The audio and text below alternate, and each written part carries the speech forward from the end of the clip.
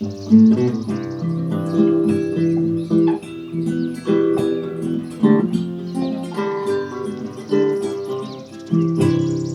my bucolic life, free healthy city strife. Horses, chicks, and dogs, they are my neighbors. I cook and some spin, and move the horses into the barn. Then time to move them out again. Red barns, green pastures, beautiful white houses. The view I see each day when I arise. This life pleases me, as it is plain to see. I'm living my bucolic life.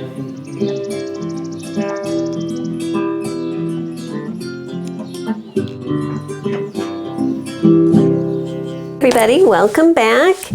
And I am ready to get started on another project. This time I'm going to be revisiting this pattern. Made the pants before, huge pants, but there's a blouse pattern that comes along with this, which has a collar on it that I haven't done this exact collar before, so I figure why not. It does have very long sleeves with a different looking cuff. I think it's more of a French cuff. Haven't really looked at it honestly, but that's what it looks like in the photo. So it's going to be this blue blouse on the model there, and the fabric that I'm going to be using is my very cheerful flannel, printed plaid flannel. And since I tried to use this once before in a project and it didn't work out, so I think this is the time to make it up. So it looks like it's not a very fitted blouse. I'm not seeing any darts in it, so it should be fairly straightforward. There are two big square pockets on the chest, so I haven't decided how I'm going to tackle that, if I'm going to be matching my plaids or doing a diagonal for interest, you know. I haven't decided that yet. I will let you know shortly. But I will be cutting out the size 16. Now on the size 16, the body size for that is a 38-inch bust. And if I come down below to where it says the finished garment, it says the finished bust is 45.5 inches. So they're giving you a lot of ease. So it also looks like the shoulder seams come lower, okay? It's not a totally drop shoulder, but it's not a higher set in sleeve. It's more, I would call relaxed. Is relaxed shoulder the terminology? I don't know. But that's what it looks like. So I'm thinking it's not meant to be a very fitted, you know, but casual, but neat. So let me go ahead, get the pattern cut out, and I will show you how I'm going to work it. So cutting this out, there's two different lengths you can go on. You can go a straight across, which is the cut line here, or more of a classic shirt tail. I'm going to try to go for the longer one because this is the back piece, and I held it up, you know, this at the base of my neck just to get a general idea. And on my body, it looked like if I cut it at this line, this is kind of falling at the very widest part of my rear end. So having a horizontal line, if I leave it untucked at that point, I'm thinking might just draw more attention, and I'm hoping if I have kind of an angled line here and slightly lower that this might be a little more camouflage-ish down here. So that's my goal. That's what I'm cutting out, but you do have those two options.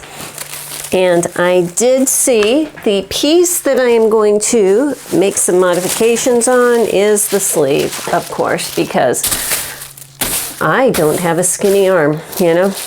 It's just that way. Now for my size, they are giving you a 15.5-inch sleeve, which will go around my arm. It will give me like 1.5 inches or so of ease, but I want more. See how nice and loose her sleeve is?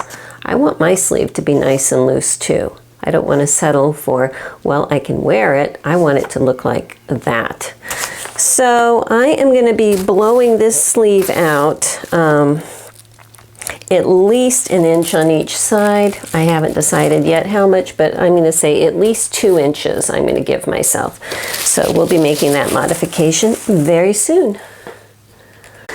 Okay, so this is my sleeve piece, and the first thing I'm doing is just lining it up so that my grain line is on my grid so I can keep track of cutting straight. Yeah, put a couple weights on here, vintage 1980s weights. I bought these when I was working at House of Fabrics in 1984. Love them. I don't think they make them anymore. Anyway, let me get my ruler. Here we are, and a pen. And what I'm going to do first thing is where these center dots are up there, I have that. So this point is lined up on a line. And this dot here, this bullseye, that marks where they're assuming that the thickest part of your arm is going to be, okay? So that's where that is, and that'll come in handy. So I'm just going to draw a line straight down from those dots, and my pen is not working well. Hang on a sec. All the way down. Let me go get a different pen. This is just not working. Okay, so that one's a little bit better.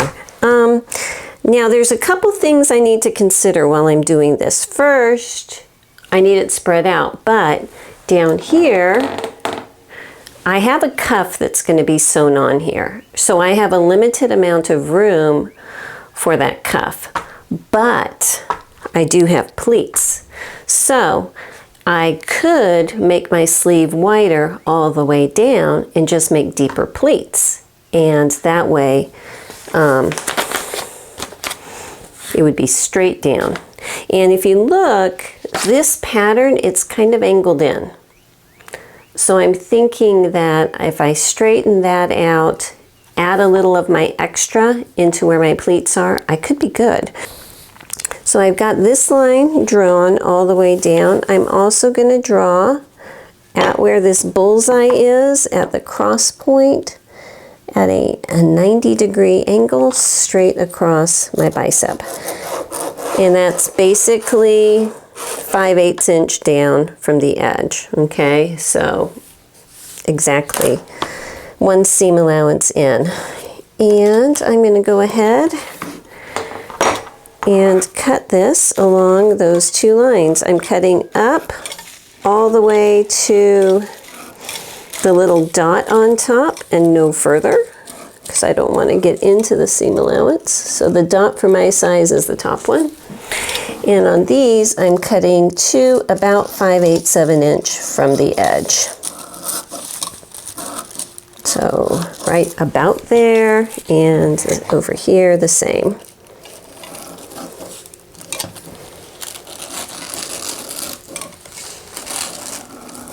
Okay, let me line this up on this center point up here at the top. You know what, I am just going to put a little piece of tape up there just to keep it still.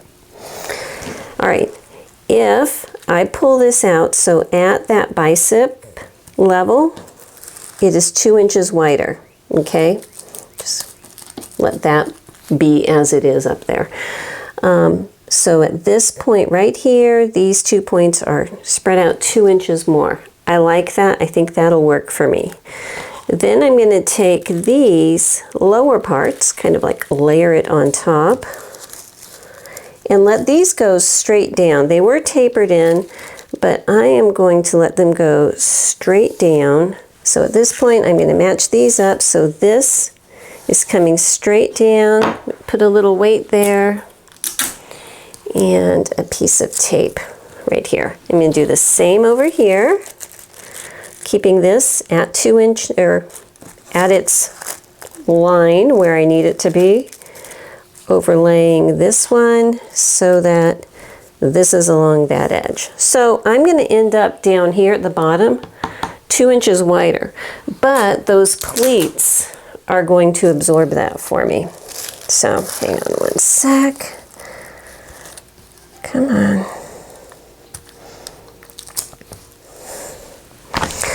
Alrighty, let me go ahead, get a scrap of tissue paper to put here in the middle to hold everything in place, and then we'll deal with the bottom.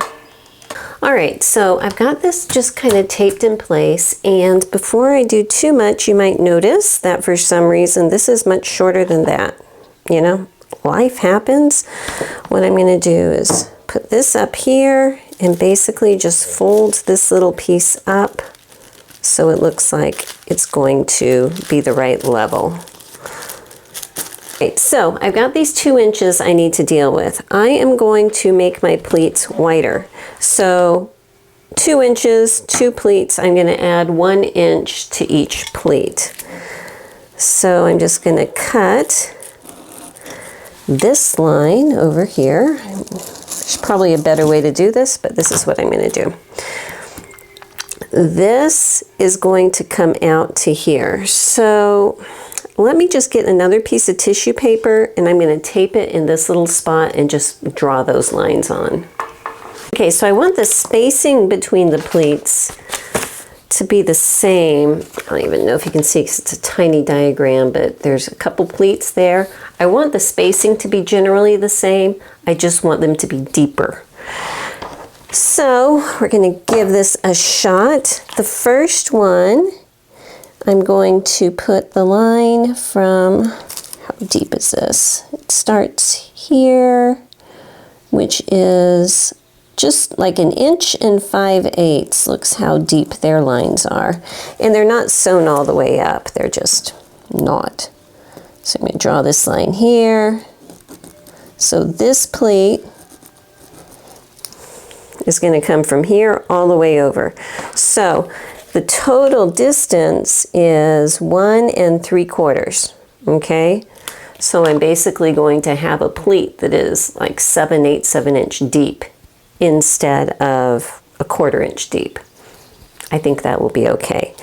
And now from here, I have my little piece so I can tell the distance between what their line was and the next pleat should be, which is about 1 inch. So I'm going to draw another line here,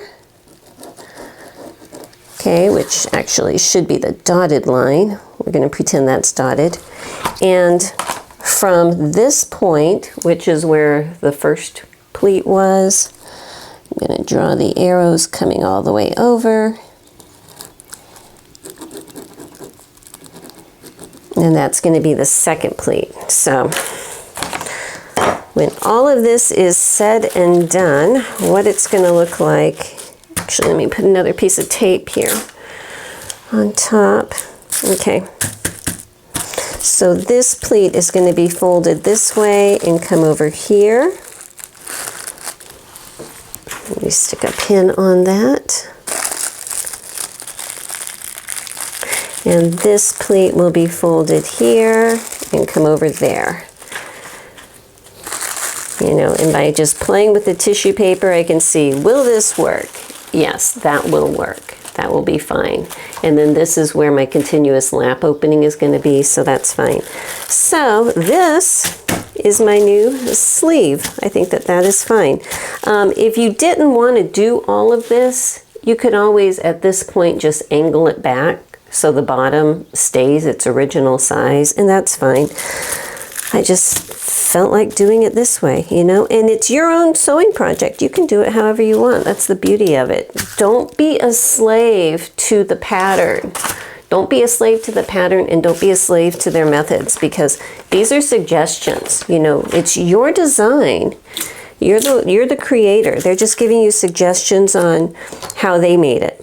But you can take it and improvise it, use different fabrics, you know, tweak the pattern. It is yours. Enjoy. So let me go ahead and get all of my pieces cut out. The only two that I'm going to really be concerned about matching plaids is going to be my bodice front and my bodice back. At least at this point. I still haven't figured out what I'm doing with that pocket, so I will let you know. Okay, so first off, this is a printed plaid, so it's only visible on the one side. And the print, as often happens, is not 100% on grain. So I am lining up my fabric based on the print up here at the edge. It seems to be about 3/4 of an inch off, which is doable. But I can line up the print over here pin it in place, and I'm just going to do one little section at a time as I'm cutting out. And then I can come down here, smooth it all out, and smooth out the bottom part. So the first piece I'm going to be using is my back, and I want to get my big pieces out of the way first that I need to match plaid on. And then I'll just figure out all my little pieces in what remaining fabric I have. But what I'm paying attention to is this corner, and I want to give myself a good landmark of that corner. And I'm looking at the plaid that goes this way. I'm not really caring about the grain line one, it's this width one. And there's an orange stripe right there. I can kind of see through the print, and I am going to line up about 5/8 of an inch in here at the very top of that orange stripe. And that's going to give me a good landmark for when I need to match up the front bodice piece. I can match it up to the same stripe over there. So now I got that pinned on. I can go ahead and pin the rest of it and cut out the back piece before I move on to the front. So I've decided that I'm going to cut these pockets on a bias. That way the pocket will be at an angle, and I think that that'll be fun. Okay, so this is my front piece now, and I'm still matching up based on the stripes at the edge. And down here, this is the corner I'm looking at, and I am placing this point right here. Well, you can't even see that. I'm placing this point right here in the same position according to the stripes that are going this direction as I did for the bodice back. So if I get this first little pin down here in place and making sure my grain line is straight, I'm going to put a pin straight across there, and those are my anchor points. So now I can just go ahead, pin all the way around, and cut out my bodice front. Now when I first started this, I didn't know if I was going to have enough fabric to match up with my sleeve. I think I do. So what I'm doing is over here at the same point, at the very top of this sleeve point, I'm matching up just above that orange stripe, just like I did for the bodices. One thing, I almost made a mistake, and I caught it in time, thankfully. Remember, I had to make this fold because I wanted it to be continuous this way. The outside edge needs to be its original size in order to match up to that side, okay? So I'm just, up here it needed to be folded, down here it needs to be open, and where all of this is coming, I'm just gonna kind of press a little fold right there. So if you can see, this now is the original length. So it'll match up with the original length on the other side.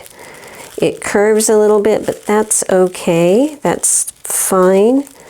But that way everything will match up. And here I'm just going to ease it up into that point.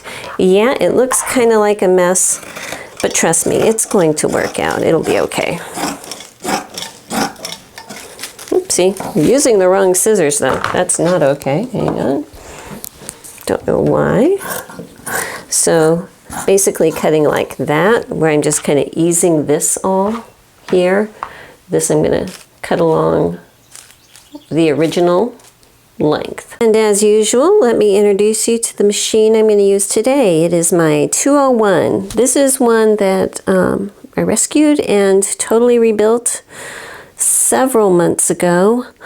And so, yeah, I'm going to be using her. She's a great machine. But I wanted to mention, I am going to be putting my 15 up for sale.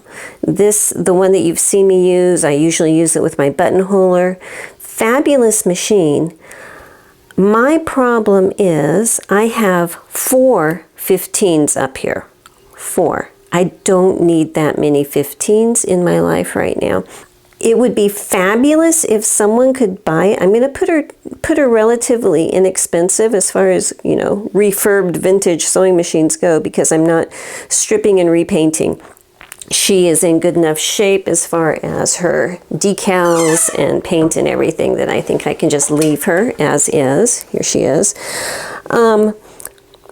But it would be fabulous if someone wanted to buy her who is close by, because keeping her in the cabinet would be good. If not, I can always ship just the machine head itself, but you know, she's great. But I have her and Belle.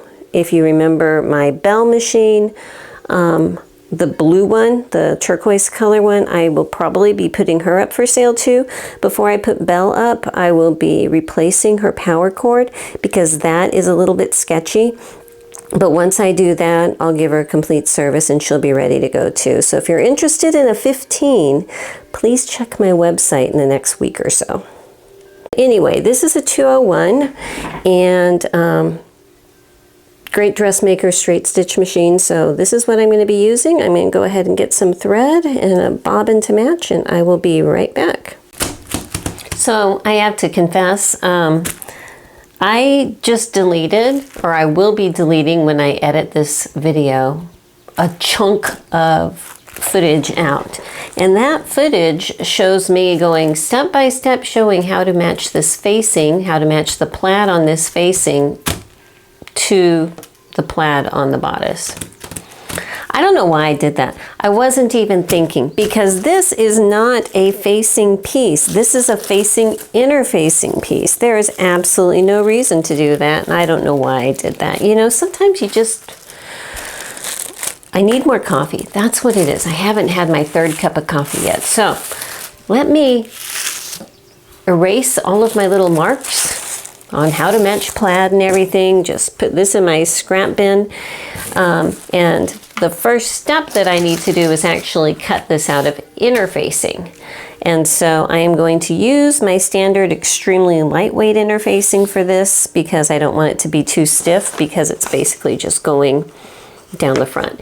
And the purpose of the interfacing on this piece is just going to be to keep the threads stabilized in my fabric so that they don't get all askew. So I'm going to go, thankfully I made all of these marks with my heat erasable pen, so I can just erase them. My marks will be gone, and I'm going to cut 2 pieces of interfacing out of this. And like usual, this, there you go, P44F. This is the interfacing that I'm going to be using that is super duper lightweight to cut out my facing pieces. Okay, so I'm going to be messing with my piece number 1, front bodice piece first. Lots to mark, but before I get into marking any of that, I am going to be putting my interfacing on. And the interfacing goes right here, so when you match up the sides, out here, the edge of it is on the fold line. So there's nothing I really need to mark. I'm just going to go ahead, go over to my ironing board, and very carefully fuse all of the interfacing on. So I did pre-wash and pre-dry on hot, both of them, this fabric. So hopefully the shrinkage is out of it. So over here, I am just going to lightly iron it first. I'm not pressing super duper because I don't want to stretch it out of sorts. Just getting the wrinkles and some heat and moisture into the fabric first. Then getting a little piece of interfacing. And I'm going to line it up to the outside edge over here. Get my hair in the camera, of course. And then I'm just going to start up here, press it down, hit it with a little steam, move it down, press it, hit it with a little steam, move it, okay? And work my way down. Once I have it pressed on like this, all the way down, then I can come back and give it a once over ironing it. And I'm not doing this very long because this is an extremely lightweight interfacing. So it doesn't take that long for it to have those little dots melt. If it was a thicker interfacing, I'd take longer. So now it should be on pretty well, and at the point that's the edge here, that's where my fold line is going to be. So while I'm here, I'm going to go ahead and iron the rest of it just to get these wrinkles out of the way, and then go back to the table to get the rest of the circles and triangles and notches and everything put in. Okay, so now that both of my pieces have the interfacing applied, I'm going to run a row of stay stitching all the way here at a 1/2 inch seam allowance on both of my front pieces. That's just regular straight stitching. So once this stay stitching is done, I need to finish off the interfaced edge, excuse me, of the edge right here that has the interfacing on it. And so what I am doing is just folding it in, maybe about somewhere between 1/8 and 1/4 inch, and just running a nice row of straight stitches up that little bitty fold. So just kind of rolling it and stitching it as I go. Put that down and curl it.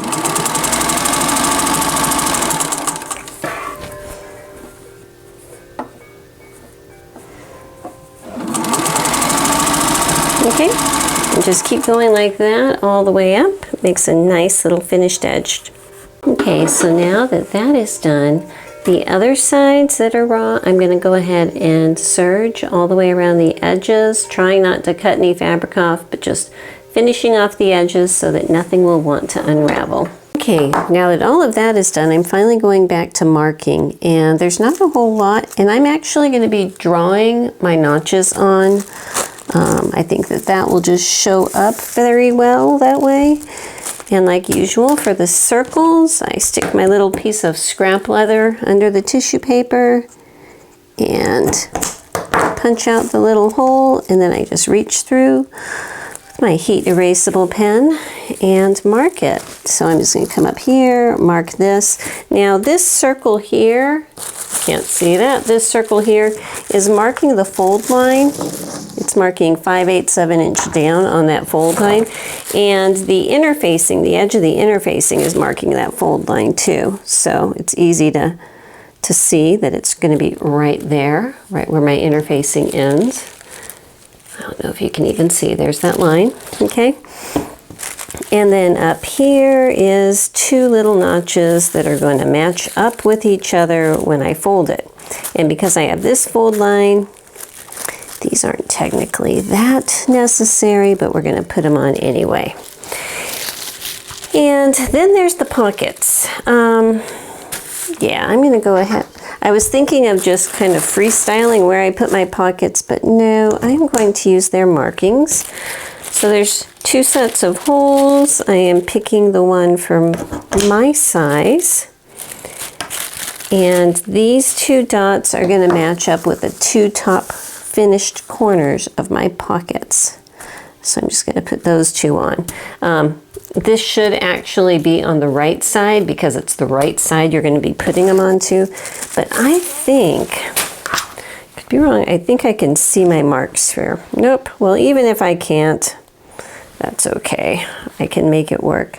And I'm just going to transfer my little mark to the front that way. So I'm going to set those 2 pieces aside and grab my pocket because I need to get this made up. And the first thing I'm going to do is go serge all the way around both of my pocket pieces. Okay, so they have a whole lot of steps on putting their pocket together, and just for fun, I'm going to try to follow them. But first I want to mark where my fold line is. It is 1 1/4 inch down from the raw edge. So I'm just going to get that on here and draw it straight across, and I'm drawing it on the right side. I should probably draw that on the wrong side now that I think about it, but you know, life. So drawing it across 1 1/4 inch down on the wrong side. I'll do that on here. Then I need to go over to my sewing machine, and just like I did that edge on my front facing, I'm going to do the same thing where I just turn this in a little bit, just basically covering up my serging, and do a straight stitch all the way down. So now that that is done, all finished off there, I need to fold it where I marked my fold line. I'm going to press it, so it's nice and flat like this. And then I need to come back and down both of these sides, run a row of stitching. Do they say how far? they do not give you a seam allowance. So what I'm going to do is figure out what the seam allowance is supposed to be. So if I line up this dot here and this dot here, the extra is about 1¼ inch. If I fold that in half, I get 5/8 of an inch. So long way of saying do a row stitching at 5/8 of an inch. And what they want you to do is actually continue from here at 5/8 of an inch all the way around, okay? And that row of stitching down here, even though it's just like a stay stitch, it's going to give you a guideline of where to fold. Okay, so this is what they look like now. And while I was over there, I went ahead and ran the next step, which is down here in the seam allowance at about 1/4 inch seam allowance. I ran some long gathering type stitches, basically up here, you know, before the curve starts all the way. They want you to do 2 separate ones, but for me it's easier just to run it all the way over and then back up to this point. So those are going to help us in the next step. But first I need to turn this top of this pocket. So I am going to come in here, clip a diagonal, and then clip this front one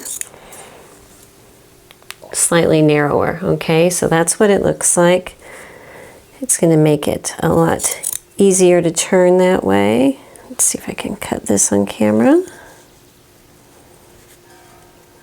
Okay, so now I need to flip this right side out, and I will be pressing it again, okay, once I have. I'm just going to grab a little ruler here. I left my chopstick downstairs a couple months ago and I never brought it back up, and I miss it dearly. I keep forgetting. Anyway, I got those turned out, so I need to press this top, and then while I'm over there, I'm going to press the sides just so that my stitching line is barely rolled over. I'm going to just not deal with the corners, and then the center bottom I'm going to press it like this, okay? And the same over here, just leaving the corners kind of loose and free for right now. Okay, so I am going to throw controversy into the thing and bring out my pocket corner template again. And I know that Clover does not make these anymore, and there's a British company I believe that makes them, but I can't remember the name, but it's called a pocket corner template. And basically, it's this little piece of metal that has curved edges in different variances of roundness. I love this thing. I've had it for like 30 years. But anyway, what I'm going to do is figure out which corner matches up with this. And if you don't have one and you can't find one, it's not the end of the world. You can work this without it. It's just easier. So I can see that this is the shape that I want. So I can put that in here and push that up to where the edge is matching up with my seam lines. Pop the little corner piece onto it, which is going to hold it still. And then up here, I'm going to put a little pin into where my gathering stitches are and pull that so it cinches it up. And then while I have my little clips on here, I'm going to go to the ironing board and press my corner. And it's as easy as that. I wish they still made these things. You can probably find, if you really, really want one, you could probably find one used on eBay somewhere or Etsy. But there is a company somewhere in the UK that makes these. So if you know what it is, leave a comment. Now that I have my little pocket, I'm going to match the top 2 corners with those dots. And because I cut mine on a bias, it might be a little bit stretched askew, but I can tug it back into place here. So I need to shift this over just a bit so it looks a little more squared up. I think that is fine. And I believe we are top stitching. Yes, we are. Oh, wait, I skipped a step. Hang on, before I sew it on, I need to come back in here and do a row of stitching straight across here well, it's going to be visible from the front, okay? So I'll have a row stitching coming across here, but I'll be looking at it this way when I sew it. And that's going to hold this little flap down. Once that is stitched, then we place it on here. Okay, so now that I have that row of stitching in, I'm going to go ahead and top stitch it from the top edge all the way around to this top edge, you know, doing back stitches up here to make sure it stays locked in really well. Okay, all done there. So I need to set these pieces aside, and I need to get my back bodice piece out. But I think that the pocket on a diagonal is kind of cool. I like that. My back bodice piece is just a plain flat piece, so what I need to do is serge around all of the edges of this just to make sure it does not fray, and then I'll come back and put my markings on it. Okay, so I have the back piece serged all the way around, and my next step is to sew my shoulders together up here. And also the side seams, I need to match these up and sew them also. So I'm going to do that at 5/8 of an inch, both of them. Once I have the side seam and the shoulders, you know, both fronts, sewed together, I'm going to press these open down here and up here. Okay, so I got that done. All my seam allowance is pressed open. I wanted to show you, it turned out better on one side than the other, in my opinion.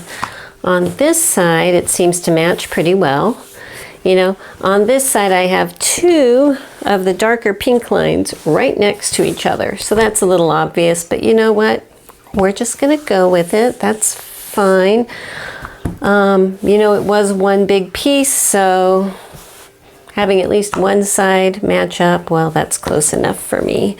I'm gonna set this aside for a minute because I need to grab my collar pieces and do a little work on the collar. Is this it? No, that is the cuff. Here it is.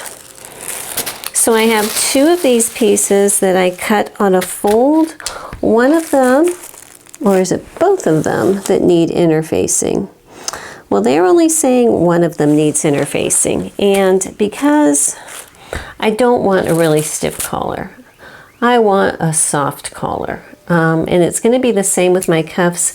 I'm going to still use the same lightweight interfacing that I used here. You know, even though it's not stiff in any sense of the word, because this is a collar that's not intended to, you know, stand up and pop up on its own. It's meant to fold over really softly and everything. I think that's going to be fine. So I'm going to go ahead and take one of these pieces, put interfacing on it, and I will be right back to do the rest of the work on the collar.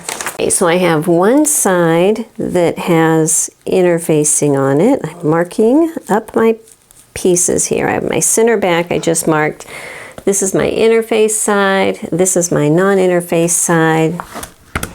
Actually, I should be marking this on the interface side. So I'm just going to flip it over. It's kind of an interesting shaped piece. Now the side that has the notch on it, that is the side, obviously, that gets sewed to the blouse bodice, and this side up here is the outside of the collar. It's got kind of a swoopy shape to it. Okay, so I have my center back marked. There is a circle right here I need to mark, and a circle out here I need to mark, and a notch right about there. I need to do that on both sides. They want me to take the side that is interfaced and run a row of stay stitching at 5/8 of an inch, which is going to go through all of the dots I just did all the way across here. Okay, so you see my stay stitching going across there. Where these two center dots are, I need to clip up to, but not crossing that stay stitching. So here's one, and here is one. These should line up with the shoulder seams. You know, that is the goal. So I've got this upside down here. I need to go ahead and put these back together and get the sides and everything matched up correctly. On their little drawing, it looks like they want you to sew this, but that that just can't be right. So I'm going to not sew this. It's kind of deceiving right here.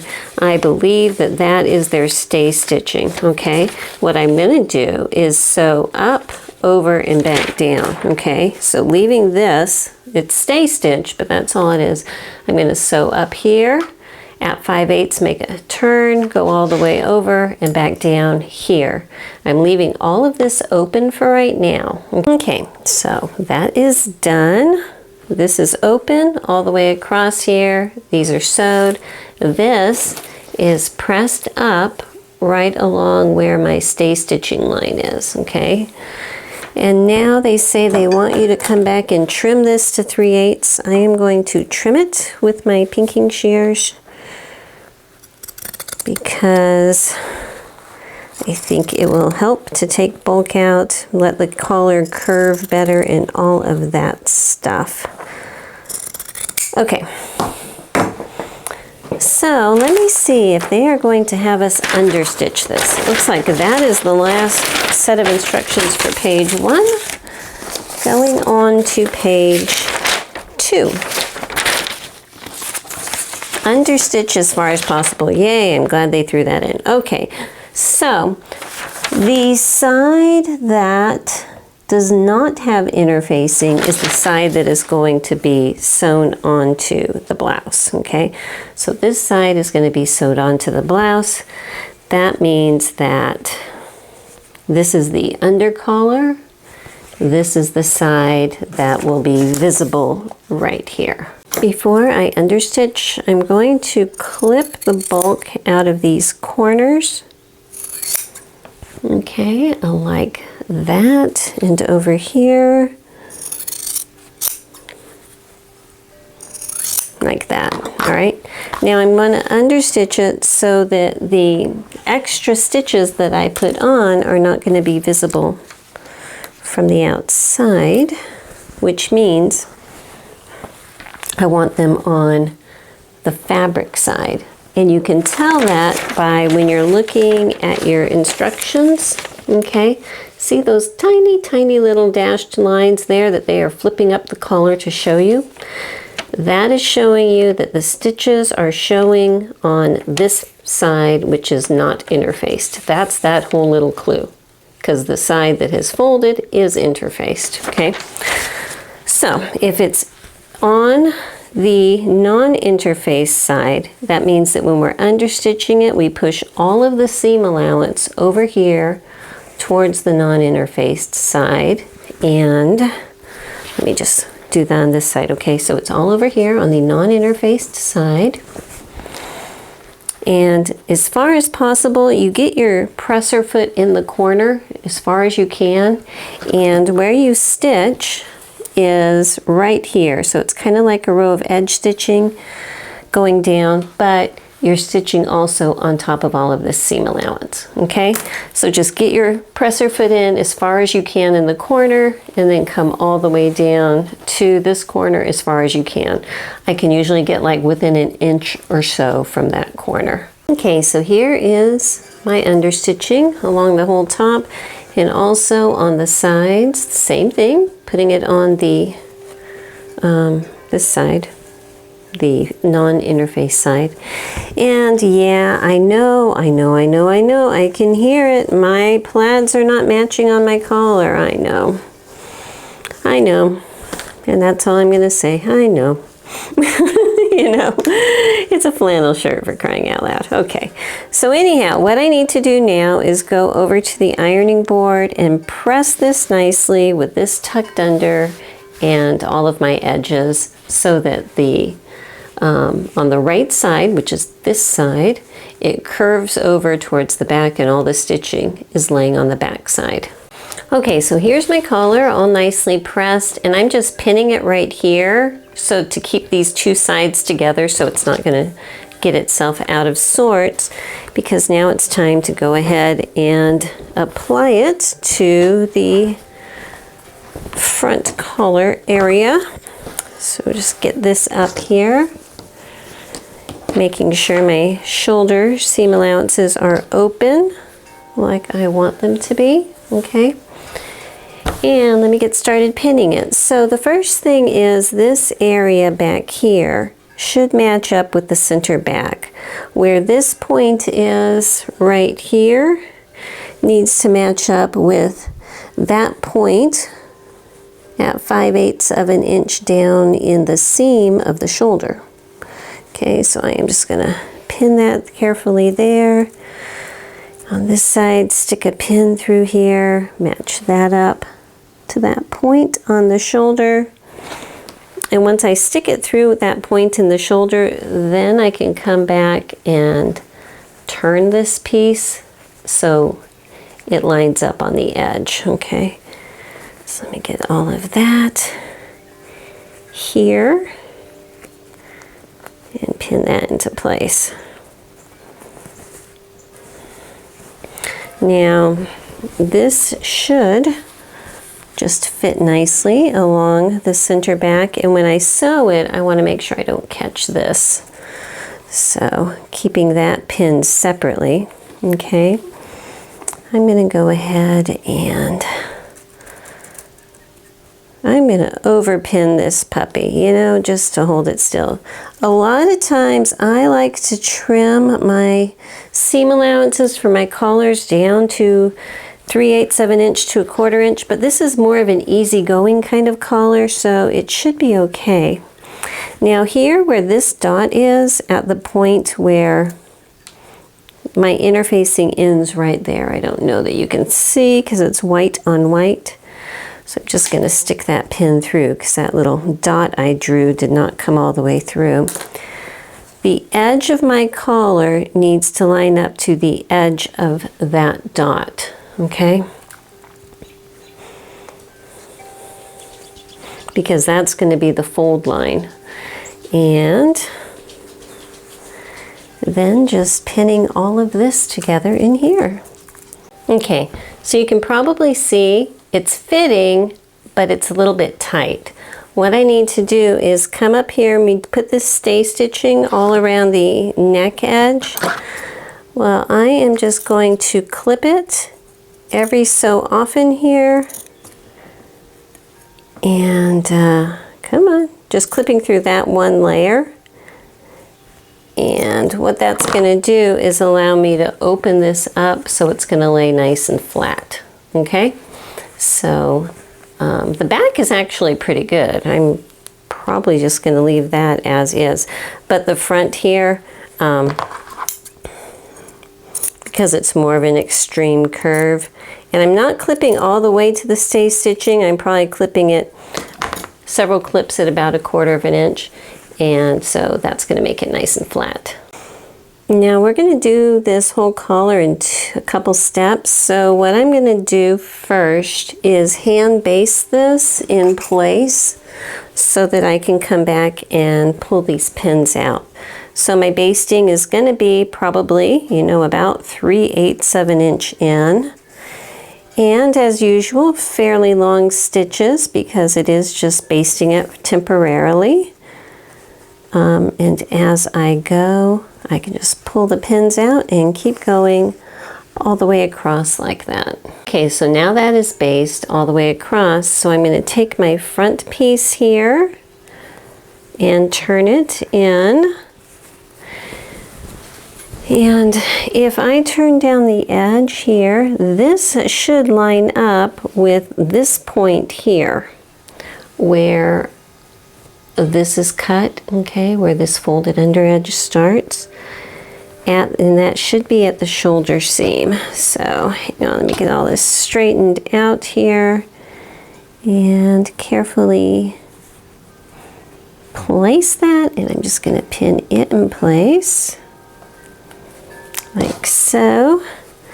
And pin down here at the fold. And you know what? This little corner that is sticking out, it's sticking out past the fold. So I'm just going to take that corner of the collar off. It's going to make my life easier there. Okay. So now I can pin down here at this fold. And pin this whole little distance in between.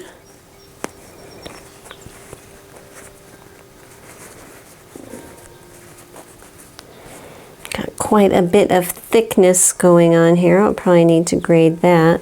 Okay, so this is what it looks like right now. All right, and I'm going to be sewing it all the way up here. From here, I'll continue straight across in here, not sewing this part, just the blouse and the one layer of the collar. And then I need to do the same thing that I did here. I need to do over here, folding that in and pinning it in place. And I'll continue sewing all the way across at 5/8 of an inch. Once I get that sewed, then I'll come back in and trim out some of the thickness. Okay, so now that it's sewn, I just want to quickly pull it right side out and make sure everything looks good, and I think it does. And before I finish this off, it's very bulky right here. I'm going to do some trimming. I am going to take my facing piece down. I'm going to trim this about halfway down the seam allowance. Clip that off. And then where all of this collar is, I'm just going to trim that also slightly longer. I can't speak today, just barely slightly longer. But taking off all this extra length is going to help it lay better. And then the final piece, which is the bodice piece that it's notched and everything, I'm just leaving that as is. So now when I turn it, it's a lot flatter. That's going to lay a lot better. So I'm going to go ahead and trim the other side exactly the same way. Okay, I am going to go ahead and make a few clips across the back just so that it can flex easier here while I do all of my manipulations. So I have pressed these seams and they're folded at the fold line at the edge of my inner facing. Okay. This one I've pinned down, this one I have not yet. What I need to do is at this point, and for some reason it doesn't look like it's lining up quite exactly, so I'm going to make a new clip right here. This whole part in the back tucks up underneath the collar in here. Get all this nice and flat, and I got a little wrinkle in my seam allowance, but that doesn't matter, it won't be visible from the outside. Okay.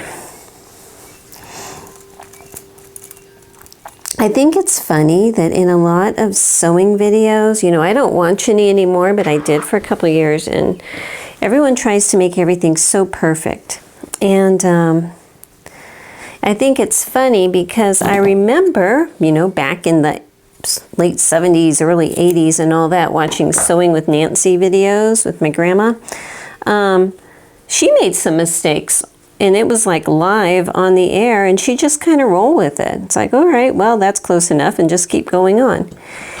And I also was watching a video of the couture house in Chanel, and they were making garments, and you know, there were times that they would make things and it would be cut totally wrong, and they'd, you know, just basic things like armhole shapes and all, and they'd have to redo it. And it's like, oh my gosh, you know, if this is House of Chanel couture department, you know, making the same kind of mistakes that we are, why are people on YouTube and everything so afraid to show that mistakes happen? Because we all make them, and that's okay. That's part of life. So anyhow, with that rant out of the way, I think you could see I tucked this whole back collar up here, all the seam allowances into the collar.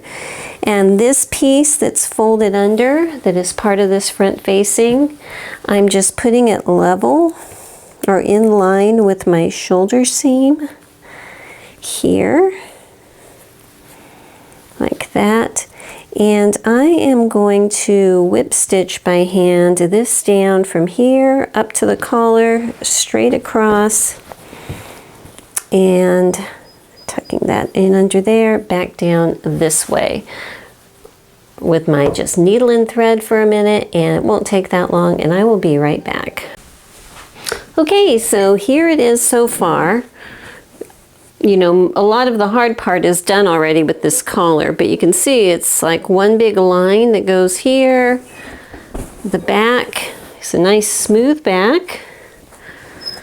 Here's the profile. We've got ease, but not an abundance of ease so that it's like a tent. It's just like a nice loose blouse. And in the front, we have our matching plaid.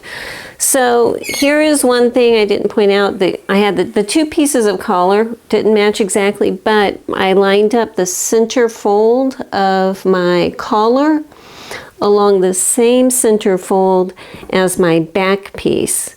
So that's why this lines on the collar continue down, okay, like that. That's pretty easy as far as matching. Just if it's on a back fold, match them up, you know. But anyway, I think it's going to fit well. I kind of like the collar, the pockets being on a diagonal. So next I'm going to go ahead and start working on the sleeves. Now I do need to serge all the way around this, but before I take my pattern piece off, I am going to clip these upper notches and my center top, because once I take the pattern piece off, it'll be harder to tell which side is front and which side is back. The side that has more notches is always the back. So in addition to that, I am of course putting a letter B on the back corner, so it's easier for me to figure that out. So I will be transferring all of this over, but first I'm going to go ahead, take my pattern piece off and serge all the way around both of these pieces. Okay, so I'm just going to mark one sleeve at a time. It's serged all the way around, and making sure that I'm putting the back side of my pattern to the back side of my fabric, hip here.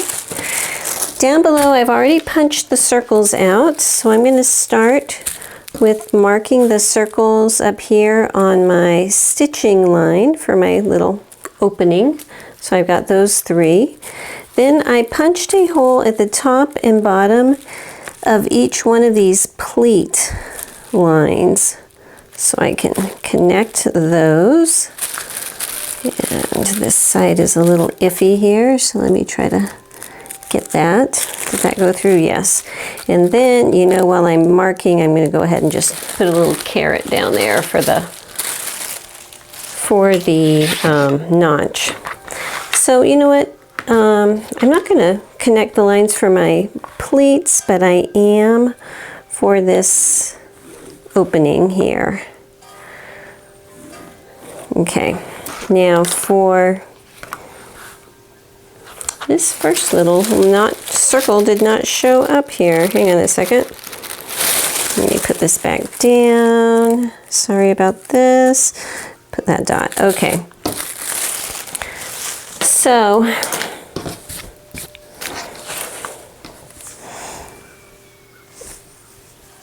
I'm going to go ahead and match up these 2 dots.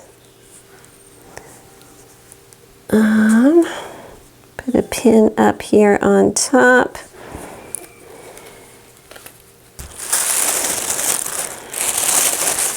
These pleats are marked so the outside edge comes towards the inside edge, like that, okay? But that is based on how they relate to the outside, to the right side of the fabric. I've marked them on the wrong side. Usually I mark my pleats on the right side, my darts on the wrong side. I just felt like marking everything on the wrong side. You can do that, but you have to fold your darts opposite, okay? So since I've marked them on the wrong side, instead of pulling it this way, if I want to follow the design of the pattern, I need to fold it the other way, okay? It's going to have the same final result on the outside. It just is what it is. Now, So it looks like they're folded this way on the wrong side, but when I flip it over, they're folded towards the opening here on the right side. That's what I want, okay? So just be aware when you're following following pleats, follow the direction of the arrow for your folds if it's on the right side of your fabric, okay? If it's on the wrong side of your fabric, do the opposite. In general. So with this, these pleats here, I am just going to, on my machine, put some wide stitches going up these just to hold them in place for right now, and do the other side exactly the same way, and then I'll come back and do this opening after this is set. Okay, up here at the top there are 2 dots, you know, the center is in the middle, 2 dots here. I need to run 2 rows of gathering stitches between, I think it's between the dots, is it? No, it's between the notches. It's between the notches. So I have a notch down here and a notch down here. I'm going to run my gathering stitches all the way across here between the 2 notches on both of my sleeve tops. Okay, so with the gathering stitches in, the last thing before I sew up my side seam is to deal with this opening. So what I'm going to do is stitch from this edge up to the top. When you get up to the top, you make 1 stitch horizontal, and then you come back down this side. So instead of just going up, pivoting, come down, go up, make a horizontal and come down, okay? So I'm gonna stitch those, you know, with a regular size stitch length on both of my sleeve pieces, and then slash it open all the way up to that top horizontal stitch. Okay, so I ironed it to erase all of my marks. Can you see my stitching there? I'm gonna go straight up the middle. Up to the top. Look at that, I got a cat hair in there, of course. Up to the very top, so I can open it all the way like that. So I'm going to do that to both of my blouse pieces. All right, so next I deal with my little continuous lap pieces. Got those. Let me put my little piece away here. And I'm going to be sewing it to the wrong side of the fabric first. So if I open this up so it's nice and flat, I just need one of these right now. I'm going to place this so that I am placing the right side of my continuous lap towards the wrong side of my fabric here. And so making sure it's nice and level at the very bottoms first. Okay, now opening it up flat all the way. Let me hold it this way so you can see a little bit better. This is going to not go up all the way, but what I want is for my stitching line to be about 1/4 inch away from the edge all the way across. So there'll be a little bit of a space right here where it's not lining up exactly, okay? Because we cut this at an angle, obviously. So what I need to do now is, you know, I'm going to put a pin halfway on both of these sides just to hold it. But I need to stitch this at my sewing machine, and I'm going to be stitching it just on, come on pin, if this is my stitching line I did earlier, I'm going to do it just this side of it. So following along with that stitching line, but just on this side of it, towards the bulk of the sleeve, not over here, all the way over.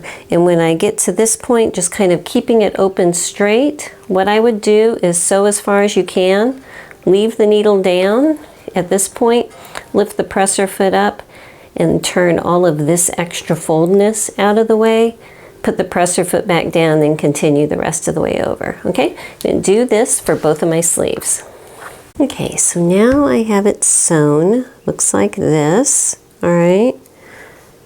And so what I need to do is sew the right side. So I'm just bringing my little continuous lap out here flat. I'm going to fold the edge under about 1/4 inch, and you know what, down here where it's the thickest, just to make my life easier, I'm going to take a little bit of that off.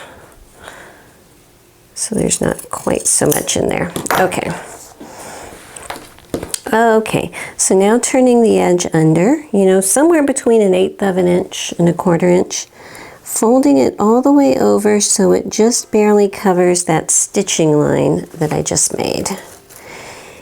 And just gonna pin that into place there. So once I do the very center and both edges, then everything in between should pretty much even itself out.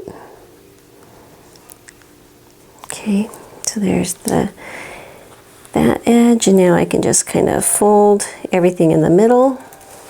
You can't see that, I am so sorry. Like this. Okay, down here on this side, folding under the edge, covering my stitching.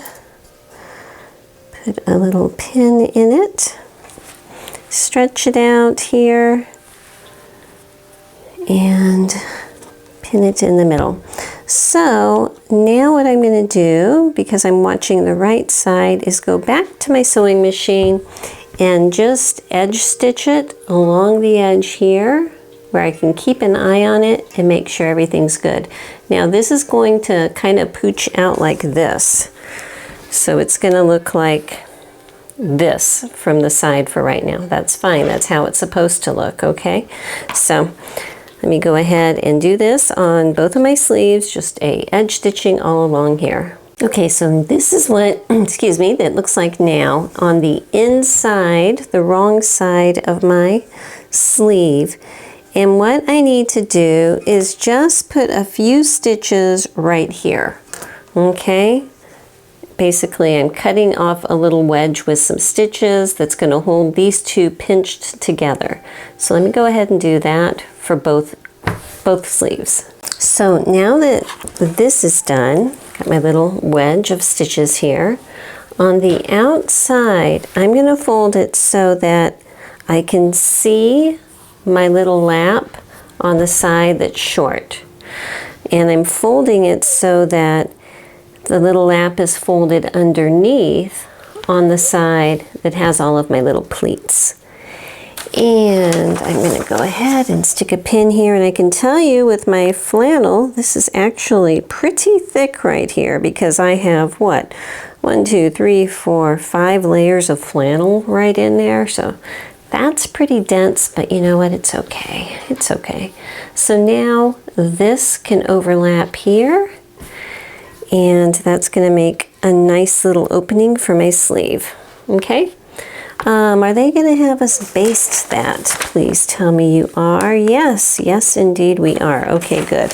So this part that I am folding, I'm going to run a little row of stitching about 1/4 inch in just across here to keep it folded under like that. So now with all of that done, I am finally going to sew this seam, my main sleeve seam, just matching everything up top to bottom at 5/8 of an inch, and press the seam allowances open. Hello, welcome back to the next day, and I think we're going to be able to wrap this one up today. So it's a really relatively fast pattern for a collared blouse, I think. So the first thing I need to do, I've got my cuff pieces here, which I cut 4 of.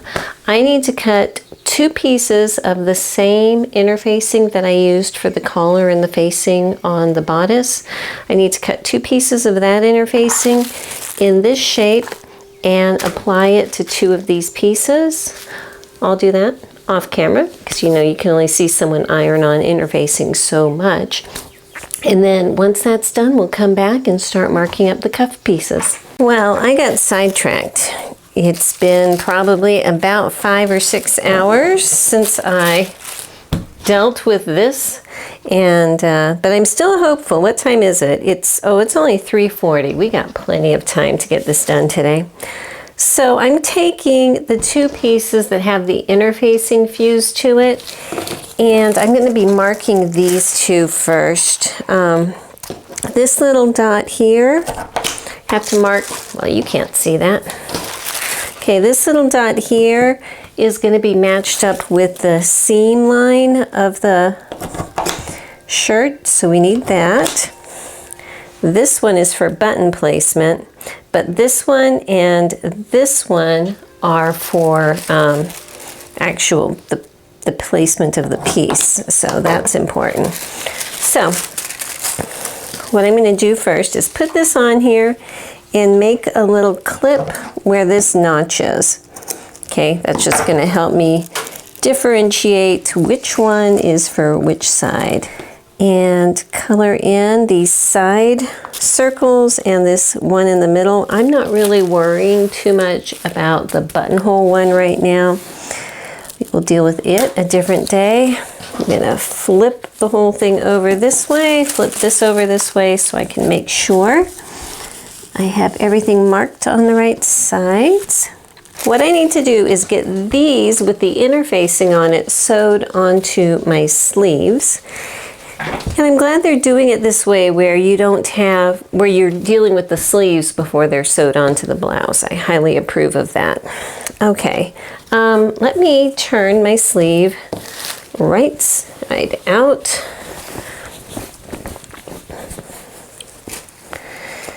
And see if I can figure out which goes with which. So, wrong piece, this piece. If I match up this piece with this dot here, with this side seam, it should be right there.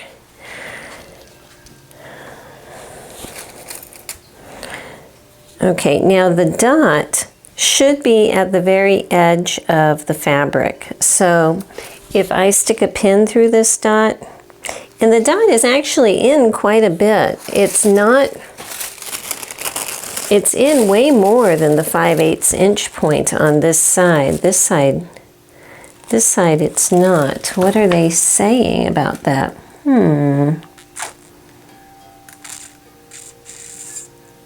I don't know why.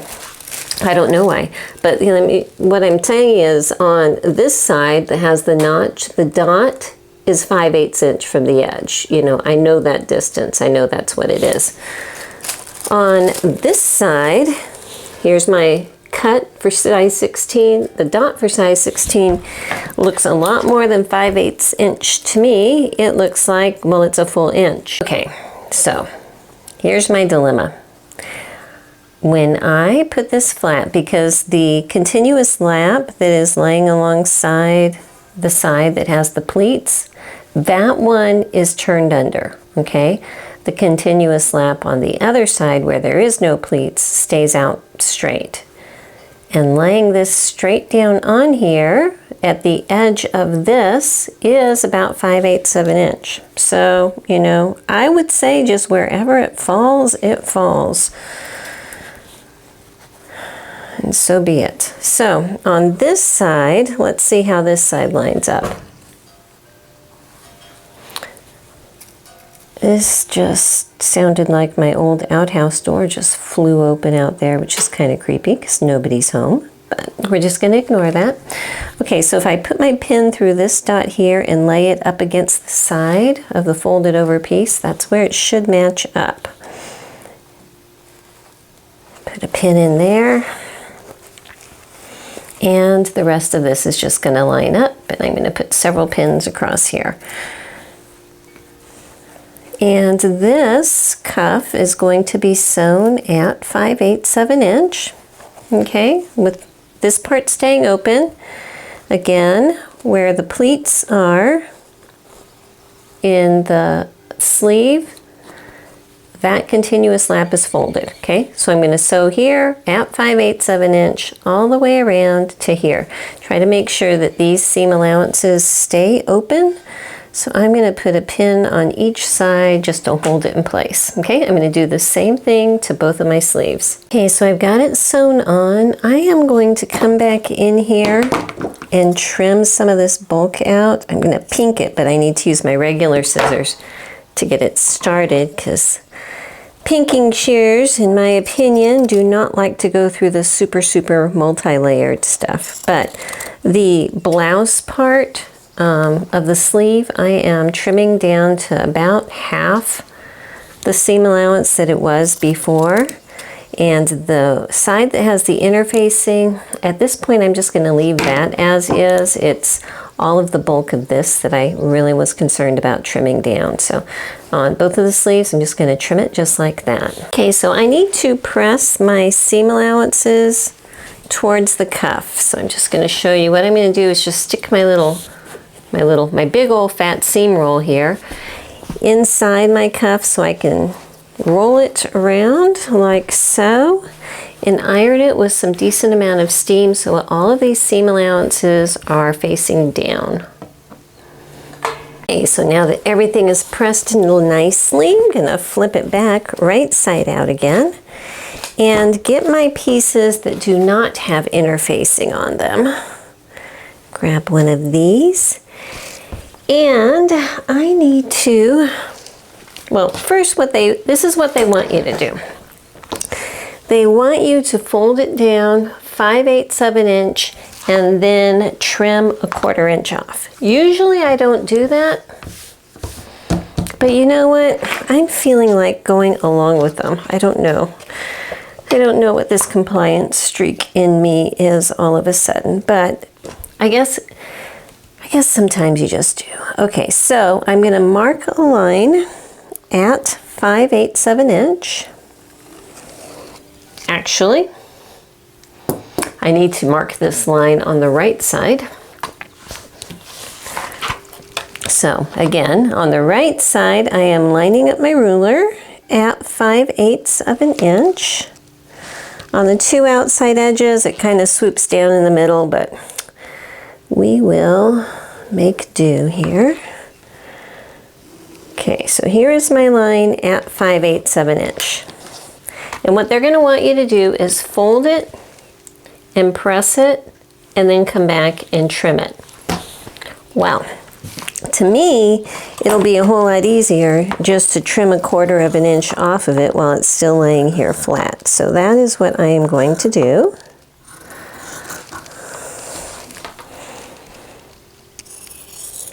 All the way across, just like this. And then once I have this 1/4 inch trimmed off, I'm going to go over to my ironing board and fold it at that 5/8 inch line and press it so it's pressed under just like that. So here is my sleeve, seam allowance pressed down, and that's giving me a fold on the edge over here, okay? So with the right side of that up, I'm taking my piece that does not have interfacing on, folded, pressed, and trimmed to a smaller seam allowance here. And I want to line up the top folds up here, okay? So that that is nice and even at the top. And I'm going to skip over to this side over here and do the same thing, making sure it's nice and even up here at the top. And then I will just come back around and start pinning it all the way around here, matching up the raw edges of the bottom of the cuff. And then once I have this pinned, I'm going to sew this at a 5/8 inch seam allowance, but I need to make sure that I don't sew over this part. Okay, now that I have that sewn, I am going to come back with my pinking shears and trim all the way around it. Basically, I am lining up this edge of my shear with my stitching line. And what that does is gives me a seam allowance, you know, somewhere between 1/8 and 1/4 inch, depending on which side of the zig and zag you're looking at. And I think that that's going to give me a nice small enough seam allowance that I can make this turn really easily. If there's still any problems over here in the corner, you can cut a couple little notches out, but you shouldn't have any huge issues. So there is no understitching or anything on these. We're just simply gonna go ahead and flip them right side out like this. And then go to the ironing board and very carefully press the edge so that the seam line is at the very edge of your fabric. Now, if you sewed it, and I have a thread here I need to clip, this seam here, there's a lot of stuff going on right there, you know. What I'm gonna do is come back. Ooh, I cannot come back and do that. You know, I'm just gonna kind of wrap it around and tug it in and pin this in very carefully. It's just going to have a little bit of thickness there because lots and lots of flannel going on. What do I have in this spot? I've got 2 layers from this fold, 2 layers from that fold. So that's 4 layers. Then in here, I've got the seam allowances. So that's 8 layers. Then I have 9, 10, 11, 12, 13, 14. I've got at least 15 layers of flannel right here. So there is no way I'm getting out of having some bulk.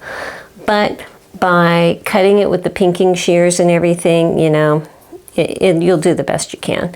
So when I iron it, I'm just going to press it as good as I can. But from the outside, I still think that looks pretty good.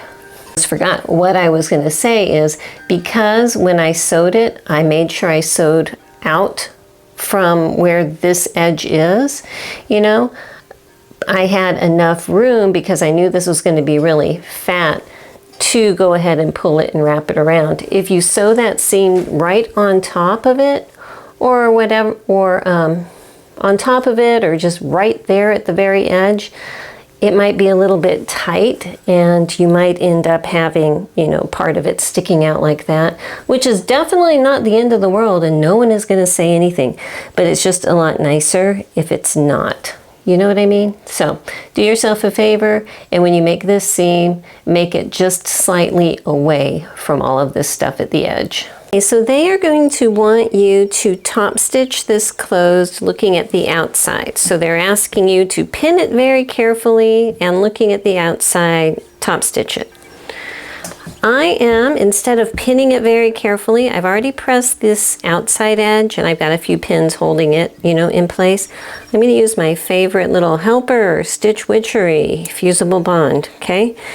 And so what I'm going to do is just, you know, rip off a manageable size piece at a time, lift up my cuff and place this in the seam allowance. And then I can pull the fabric down so I know that I know that I know it covers the stitching line down there. And pretend I'm using a whole lot of steam because as soon as I move the camera, I will be, okay? That's going to hold this 100% secure so that when I come back on this side to top stitch it, you know, just in here all the way around, there's going to be absolutely no problem with having pieces of this miss. You know, so anyhow, I'm going to finish adding my little fusible bond in here all the way around so that the entire cuff is kind of semi-glued together. Okay, so over here at the 201, she needs a name. I need to come up with a pretty name for her. I am just going to, because I have all of this fused together here, so it's not going anywhere, I'm just going to start up here, I think. You know, you pick your side. And just because this older foot has a tiny little toe and a wider toe, I'm just using the edge of the tiny toe to line up with the edge of my fabric. And that's going to give me about an 1/8 inch guide. And I can just sew that all the way around here. I love 201s. They are like so smooth. Anyway, I'm going to go all the way around and then come back and also go straight across here using, instead of the edge of the fabric, using my seam as the guide. So I'll do a top stitching or edge stitching right here too.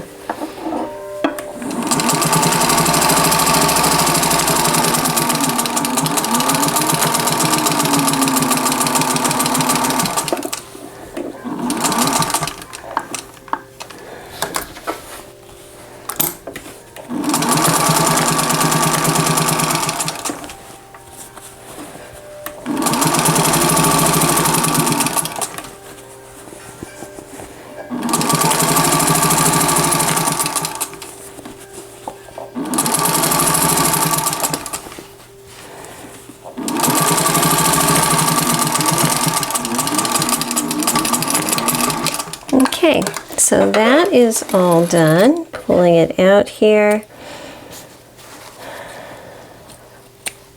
And it's so much easier doing that way than having to deal with pens. So this is what my stitching line looks like on the top. On the inside, you can see it's down a little bit further. Come on, focus. It's down a little bit further, but it's still plenty to hold in everything I need to. If I wanted to, if this bothered me, I could come back and do a stitch in the ditch. And what that is when you just sew it straight over where that seam is. And so why not? I will do it right now just to show you. Do a back stitch to start it. And I'm just going to guide my needle straight down the seam line. Okay.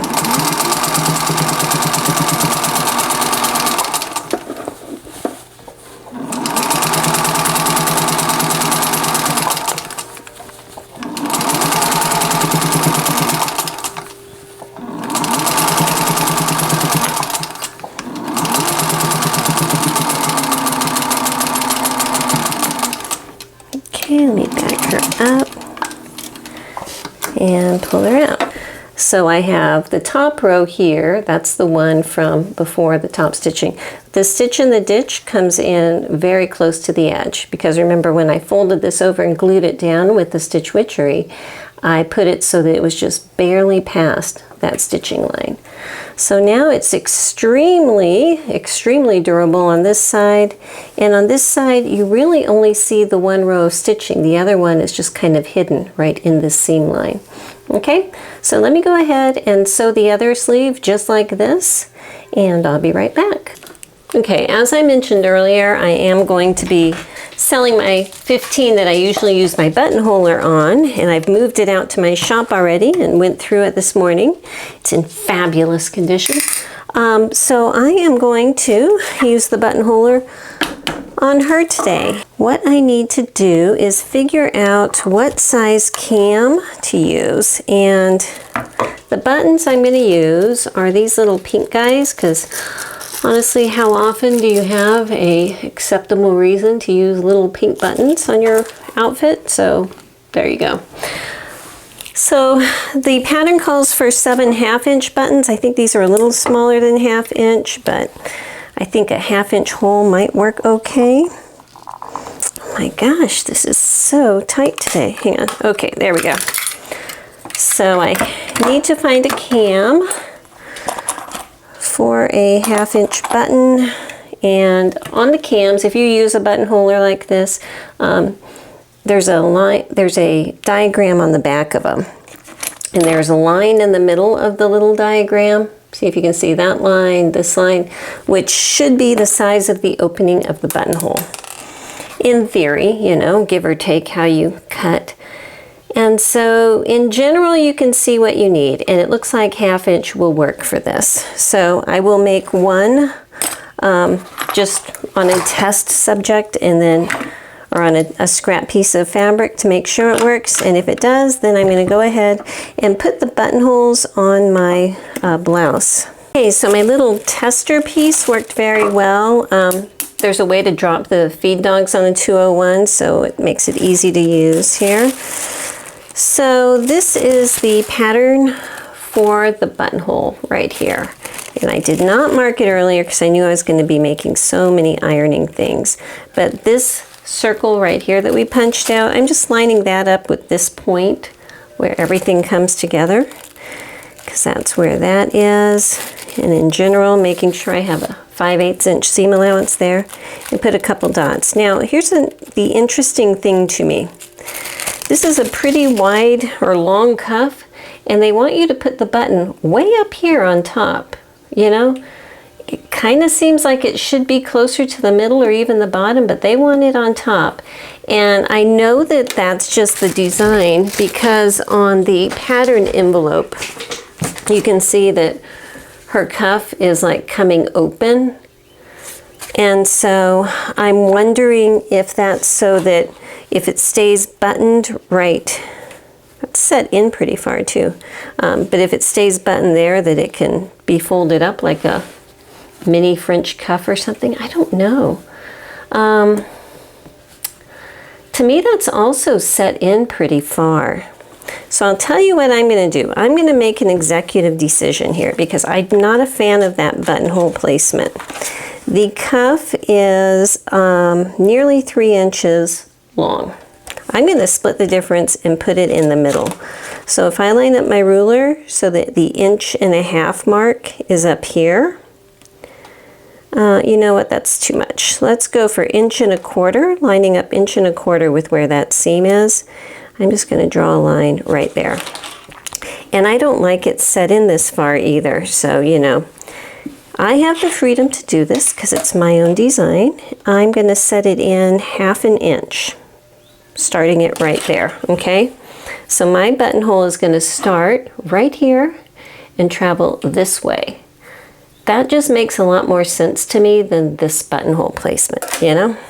Because then when I overlap it with this side here, I can just sew my button right there.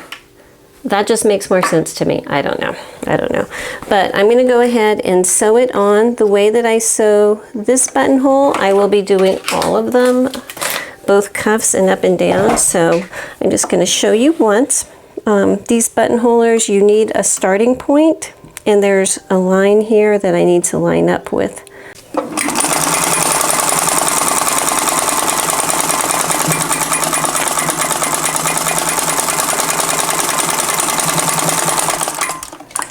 Okay, so I made 2 laps around with my buttonholer because of the fabric and everything. It gave me a much better result than just one time around, but you can see the buttonholer does really nice. Gives me the nice oval shaped, you know, all around the edges, so I think that's great. I don't know why I have a little piece of thread there, but that's okay.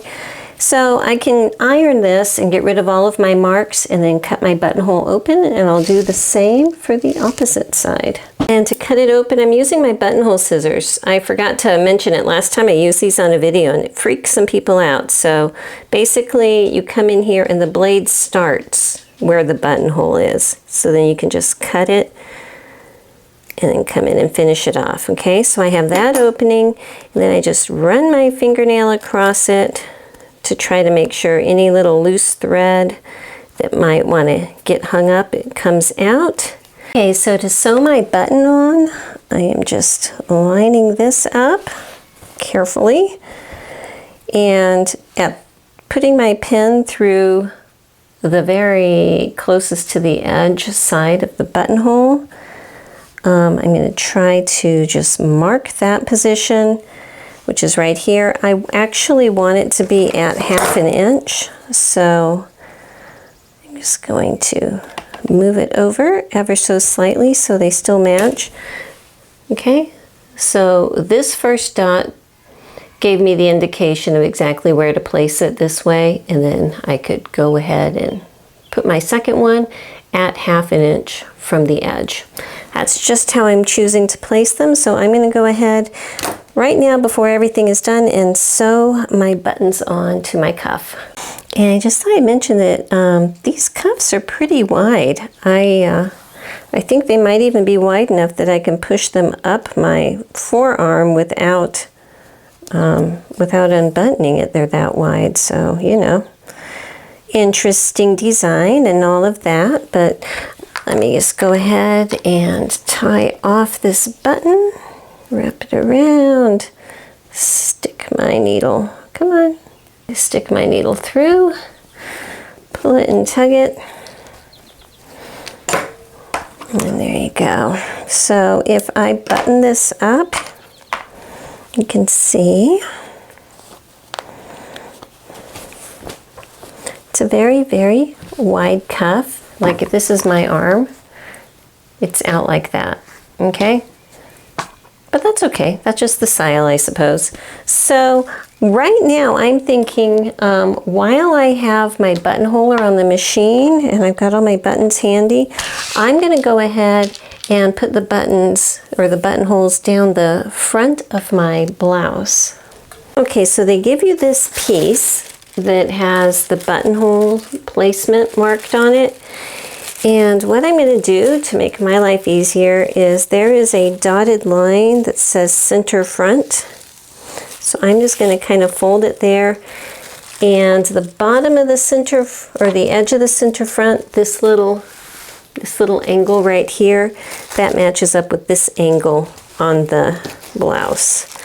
So if I place that right there, and straightening this out here, I can place where I can see this line, just placing at the edge of my blouse. And I can see where the start of the buttonhole is. Okay, I'm just going to go ahead and make a small line at that spot.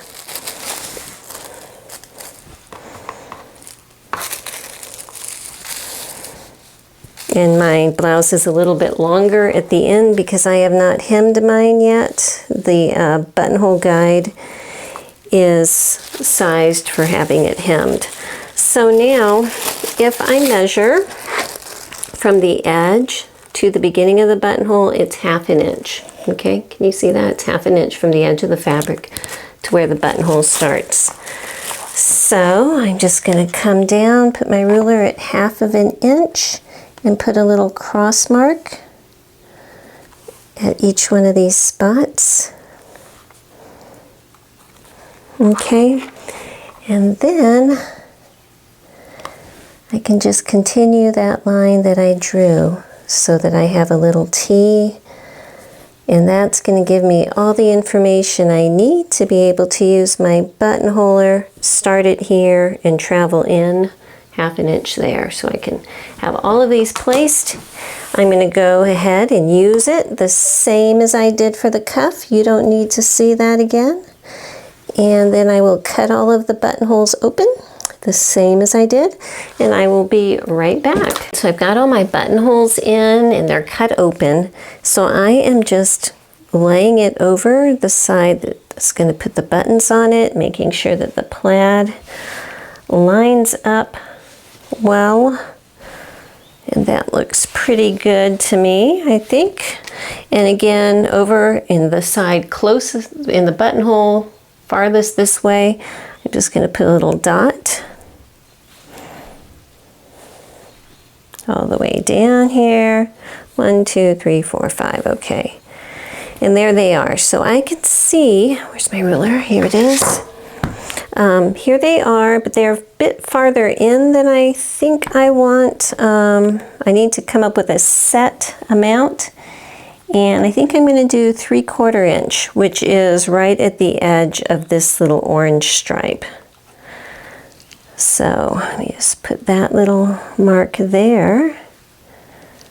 1, 2, 3, 4, 5. Okay, so I have that line so that they are all a set 3/4 inch from the edge. And then where my dot was, I'll just go straight across. And that will tell me where I need to sew my 5 buttons on so that they'll be in a nice straight line and still match up with my buttonholes. So give me a moment to put those on. Once they're on, I'm going to go ahead and iron this so that all these little marks disappear, and I will be right back. I decided that I'm going to go ahead and hem this too before I put the sleeves on, just because it's a little bit smaller. So what I need to do is open up the bottom, and I don't sew my buttons on till here, so there's plenty of room to open it up. Fold it so that right sides are together. I'm going to pin this, and I need to hem, or I need to sew a seam right here at 5/8 of an inch, just the standard seam allowance. Okay, so I've got my seam sewn on here. So what I'm going to do is clip this corner at a diagonal and then come in here, and on the facing part I'm going to trim that down about halfway so it looks like this, and then I'll flip the entire thing right side out, and I'm going to just press this corner like this before I even get started with the hem. I'm going to do that for both of my front facings. Okay, so now that this is pressed like that, I'm just going to make a narrow hem. So I'm actually going to start it up here. And so if I turn it up so I'm about 5/8 of an inch, and then just tuck that raw edge under and stick a pin here. And do the same thing about halfway through. Turn it up about 5/8 of an inch. Turn the raw edge under. And maybe do that a couple more times. Then it'll make it easy just to go to the ironing board and flip in everything in between. So, just like that. So I'm probably spacing them every few inches, you know, but that way I can go to the ironing board, turn that in, press it, and then come back and just edge stitch it right along the edge here, all the way across for a nice, neat little narrow hem. One thing I want to point out is, you know, flannel, it's thick and everything, and if doing something like this is too thick, what you can do is, I'm turning it up where it should be, drew a line where that is, and then I can come back in here and about 1/4 of an inch below, just cut out most of that seam allowance.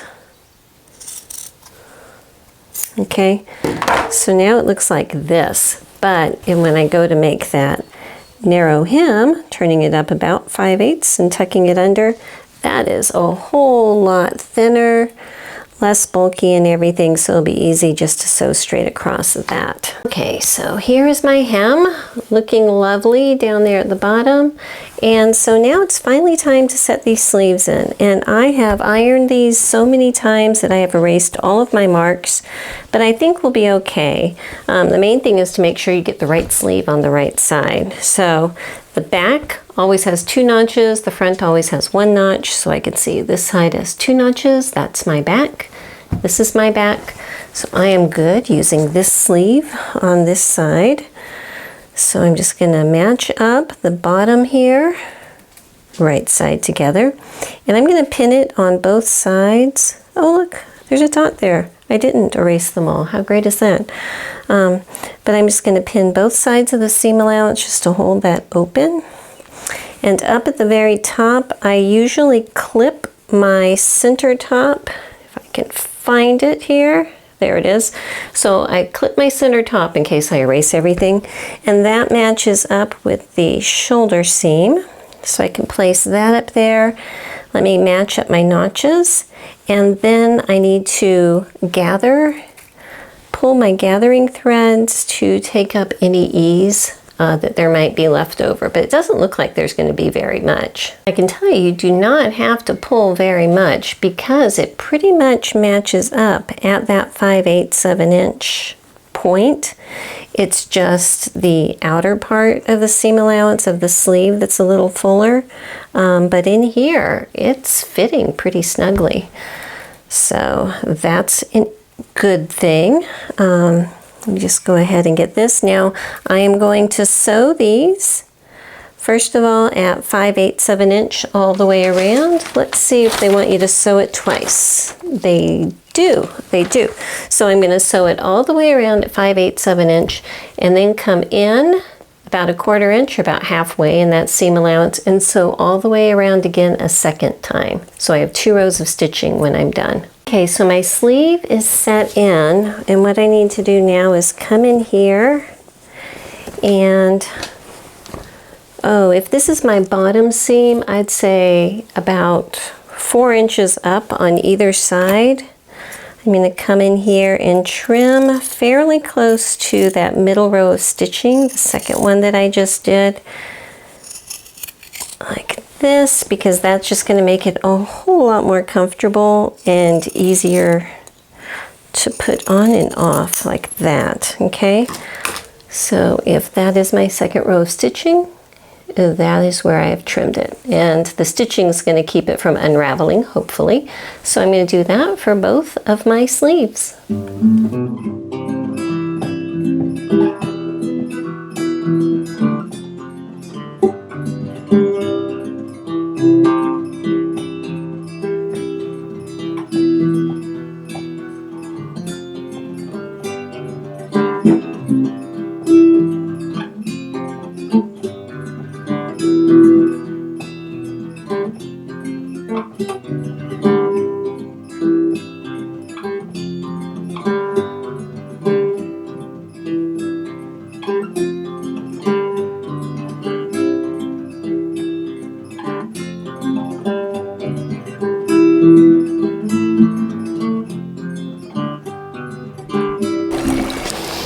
Okay, so here I have my sleeve rolled up, honestly, as I will probably be wearing it this summer. Here it is down, but you can see that the cuff is so wide that I could just pull it up. So I am glad I added the extra width to my sleeve. And yeah, if I hadn't added it, I could still wear it. It would be about this size. I could still wear it, but it would be a lot tighter. And it's a comfortable shirt. It's meant to be looser according to the pattern envelope. And so I wanted to have that same feel. And you can see the shoulders are coming a little low, but that's how it's designed. It's more of a relaxed shoulder, so it's not a, up high and set in sleeve. Everything about this is a little bit more relaxed. These cuffs, with the one button, honestly, you could put 2 buttons on and that would be fine. I could tuck it in, I could wear a belt with it, but today it's kind of cool and damp and rainy, and so I think I'm just gonna roll up these sleeves, get to work on some projects, and yeah, I hope you liked it, and I will see you next time. Bye-bye.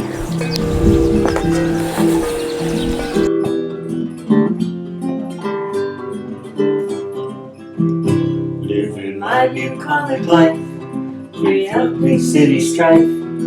Horses, chicks, and dogs, they are my neighbors. I cook and some spin, and move the horses into the barn. Then time to move them out again. Red barns, green pastures, beautiful white houses. The view I see each day when I arise. This life pleases me, as it is plain to see. I'm living my bucolic life.